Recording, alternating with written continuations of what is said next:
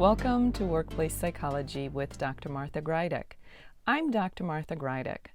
This podcast examines a wide variety of work-related issues through the lens of industrial and organizational psychology. And while many of the topics discussed here may be seen as intended for white-collar employees and their employers, in reality, the ideas presented here are applicable across organizations and industries. Additionally, many of the topics discussed here may be applicable outside of the workplace. I encourage you to examine what's presented here, apply what makes sense to you, and simply discard the rest. Today's episode will examine the nature of rumination. Let's face it, many people at some point in time have spent some time on ruminating over something that happened, an event, a situation. So this is something that could happen at work, but it can also happen in our personal lives. But just to make sure that we're all on the same page, let's start at the beginning. What exactly is rumination? This process of ruminating. Ruminating can be defined as engaging in repetitive negative thought process that loops continuously without an end or a resolution. Considering that an average person can think anywhere from 15 to 20,000 thoughts in a day, spotting a process of rumination or a time when you might be ruminating may not be easy for some. It may be a little bit like trying to find Waldo. What's important to remember about rumination is that this is not a productive process. On the contrary, it's quite the opposite. It has no solution, it has no end. It can make you feel out of control, like your thoughts are running the show. Rumination can be stressful and anxiety-provoking. It can even lead to depression. This is especially true when you feel out of control with your own thoughts, like your thoughts are running the show and controlling you. Rumination can make the original issue, whatever it was, even worse because it can blow it out of proportion. And the fact that it feels like there is no solution or end can make it feel even worse and can make the person who is stuck in this process of rumination feel not only anxious and stressed out and even depressed, but also helpless and powerless. It's easy to see how rumination can be counterproductive and a waste of your time and energy. Imagine what happens if you are ruminating over an issue that happened at work, whether it was something that happened, a situation, something that another person said, a comment, whatever it is. Imagine the kind of effects that rumination can have on you at the workplace. Well, first of all, when you're engaged in this process of rumination, you're not solving any problems. Instead, you are potentially creating more problems or a bigger problem in your mind with your thoughts. You're also distracted from your regular tasks and responsibilities. So now you may not be paying attention to details, or you may be missing your tasks altogether. Talk about a productivity killer. Being disengaged and distracted can also be a safety issue in some situations. So that's another consideration. And of course, as you feel worse and worse about the situation, the original situation at hand, you're not getting any closer to the solution. So, is there a light at the end of this tunnel? Yes, there is. There are things that you can do, that everybody can do, to help with this process of rumination. And as anything else, it will require your time and your effort. And the more prone you are to ruminating, the more effort you may have to put into breaking that behavior. But there are definitely things that you can do. So let's look at those next. First, you have to recognize that you spend time ruminating, however much time that is. If you spend any time ruminating, you are essentially wasting your time and energy and coming up with no viable solutions. So the first thing is to recognize that you spend any time ruminating.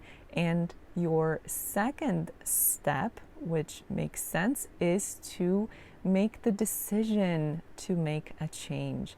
If you identify that you do spend some time ruminating, maybe just a little bit of time, maybe a lot of time, make the decision to make the change. Without that decision and your commitment to change, nothing will change. So step 2 is as important as step 1.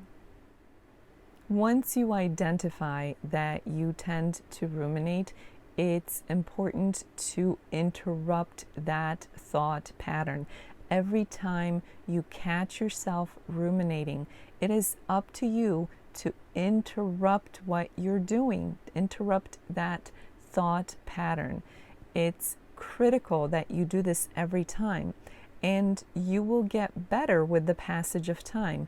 You will catch yourself sooner, and your rumination events, if you will become less and less frequent, but that requires your time and energy. So you have to commit to paying attention to your thoughts. When you are distracted or lost in thought, pay attention to where you are in terms of your thoughts. If you're ruminating, you have to be proactive in interrupting that thought process as soon as you identify it. So you have to be vigilant and proactive in interrupting your rumination events. Distracting yourself is a good way of breaking the rumination process. And how you distract yourself is absolutely up to you. You may simply need to get up and walk around, or engage in some kind of physical activity, or maybe some kind of a rigorous mental exercise, whatever it takes for you to interrupt that thought pattern. Because once you catch yourself and stop ruminating, you have to do something to continue that interruption long enough to make sure that you don't go right back into that process of rumination. It's important that you check your facts and challenge your own thinking. There are many times that people make assumptions about one thing or another without having all the facts, and end up creating stories and sometimes even monsters in their head without relying on the full story. So make sure that you're checking the facts and that you're questioning your own thoughts. Are you being reasonable and well informed in terms of what you're thinking regarding a situation or something that happened?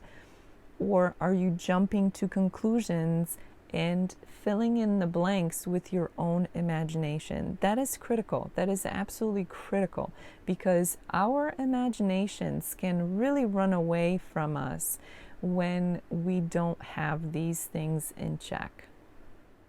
You may want to address the issue, whatever the catalyst for your rumination was, with the appropriate person or group of people. Now, this is where some discernment comes into place.